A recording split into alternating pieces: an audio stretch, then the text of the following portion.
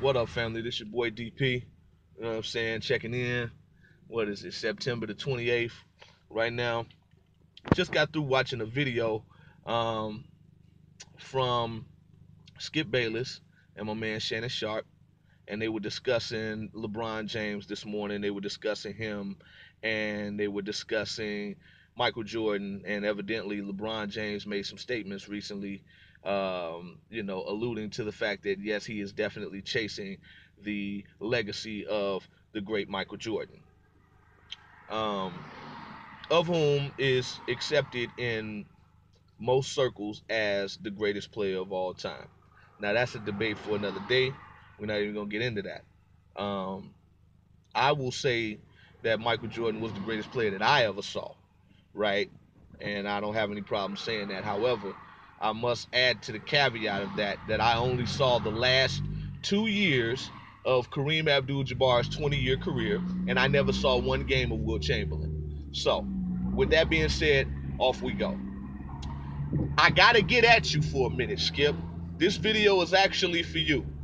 And it's actually for Stephen A too, because both of um, y'all discussed this actually on First Take one time before you left the show. But since since LeBron rehashed, then allow me to go ahead and give it to both of y'all right quick, because I got some points that neither one of you have addressed, nor do I believe have any response for. All right, so let's get into it. So the question is, can LeBron James become as great? Can his legacy of greatness equal to that or get to a level of that of Michael Jordan? Now, the knee-jerk reaction of most people and what you, Skip, had to say is no, absolutely not. He's not. He's lost too many. Mike was flawless in the finals.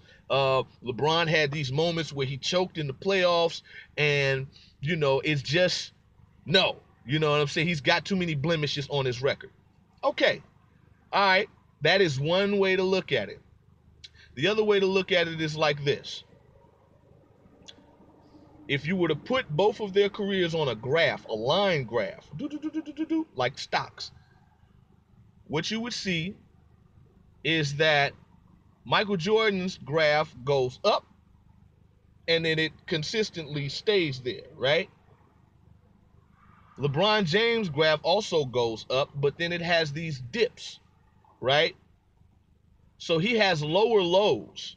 He has lower low moments in his career than Michael Jordan did. However, he also has higher highs. What? He got higher highs. He did stuff in his career that Michael Jordan didn't do. Hell yeah, he did. Hell yeah, he has done. Now let's go through it. Besides the fact of what he did this year, besides the fact of beating an all-time great team. See, none of the teams that Michael Jordan ever faced, won at least 70 games.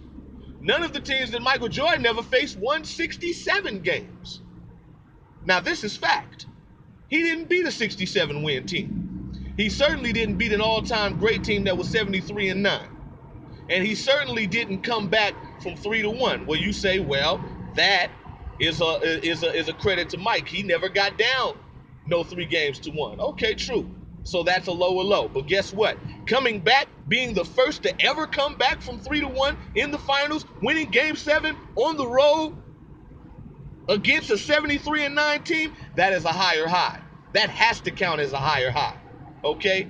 And the reason why it has to count as a higher high is because for example, when you talk in terms of strength, right? If I say that guy over there, he's really strong, okay? Then you say, well, how strong is he, right? What's the measurement of strength? How do we prove it? Well, we put him under a bench and we have him push up, and and he benches 400 pounds. He's strong.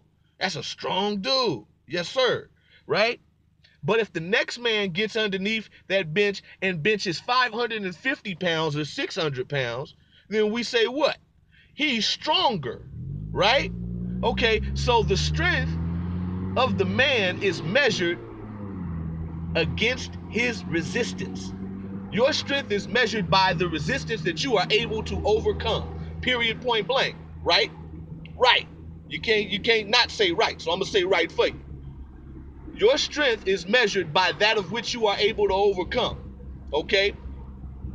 So overcoming a 3-1 deficit to the team that has the greatest single season record of all time and a back-to-back MVP with the first unanimous MVP, that is greater resistance than the Utah Jazz. That is greater resistance than the Seattle Supersonics. That's greater resistance than the 93 Phoenix Suns. It's definitely greater resistance than what was pretty much a has-been Laker team. I don't even really know how that team in 1990 got to the finals, because it was all Magic and James Worthy. That was pure magic that they did that. You know what I'm saying?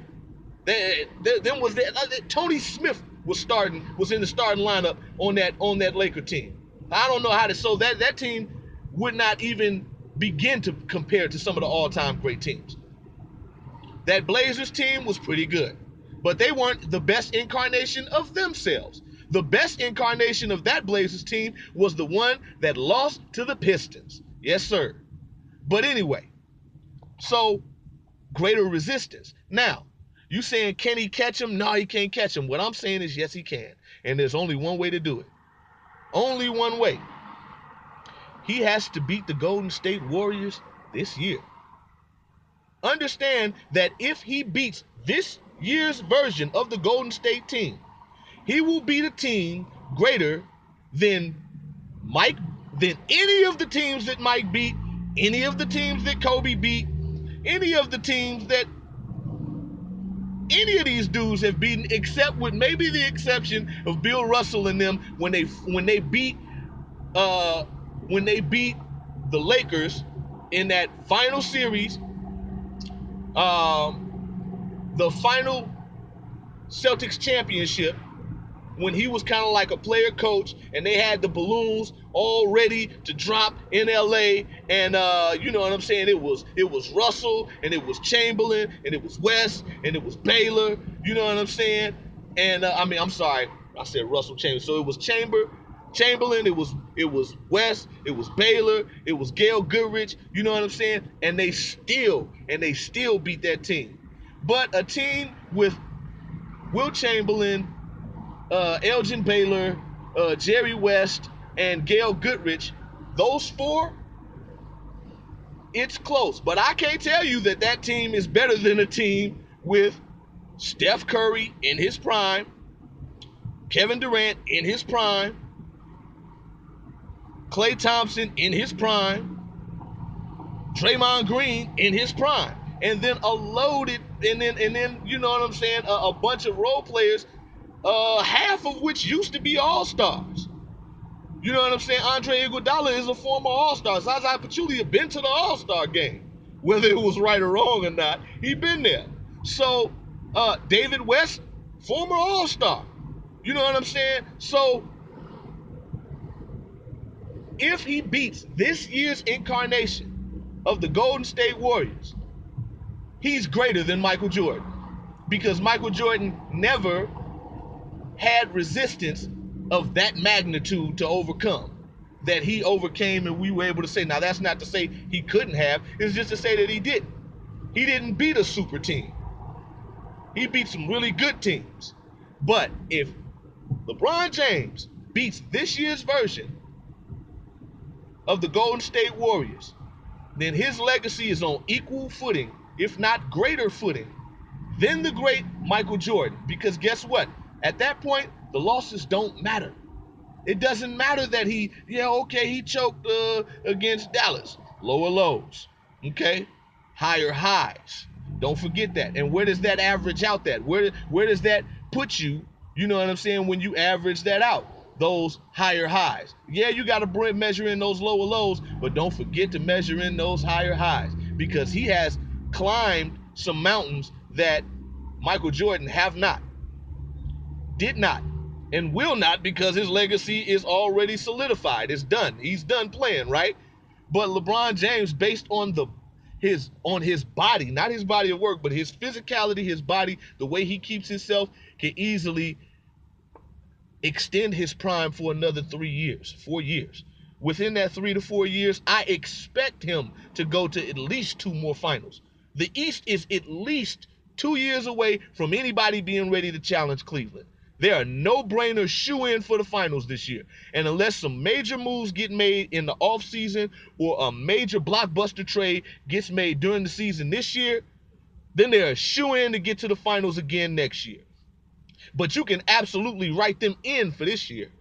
Because even if some team does pull off a blockbuster trade, you still have to account for the time that has to be, for teammates to kind of gel together and to come together in a cohesive unit to be ready to go against the champs. No team in the East is ready to go against the champs this year. It's going to be a cakewalk through the East. But if he beats this Golden State team, I don't want to hear nobody else say that LeBron James is not on equal footing with Michael Jordan, because he is. It doesn't matter that Mike went 6-0. It doesn't matter about the 6 Finals MVPs. Because guess what? LeBron James never played with another top 50 player, except for those few years that he was in Miami. And what did he do when he finally got some exceptional talent around him? Oh, he just went to the finals for the last 7 years in a row. 7 years in a row? Yeah, he didn't win all of those. He didn't win all of those. But Mike didn't go to 7 finals.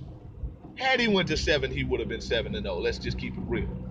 Had he went to 7, he would have been 7-0. But again, we have to take into account, who are you playing against? What is your level of resistance? And he had a great level of difficulty, especially with some of the things he overcame, the flu game, you know what I'm saying, whopped the band. But he's never led both teams in scoring, rebounding. And look, LeBron James did something this year, this summer, that I've never seen anybody do before. He outscored, out-rebounded, out-assisted, out-blocked everybody on both teams. He had more points than everybody in the finals, more rebounds than everybody, more blocks than everybody.